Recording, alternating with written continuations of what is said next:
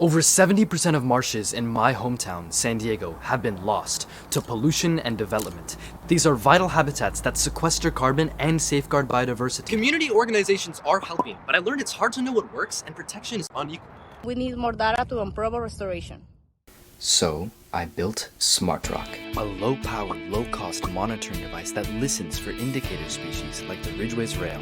Traditional monitoring has limited accuracy and scale. But SmartRock runs real-time machine learning and trilaterate its location to provide 24/7 insights into the bird's health and thus the marshes. Helping conservationists at the San Diego Borderlands and beyond better restore habitat and push for policy change. I'm inspired by Topher White, who builds community partnerships to bring his logging detectors global. Join us as we do the same with SmartRock.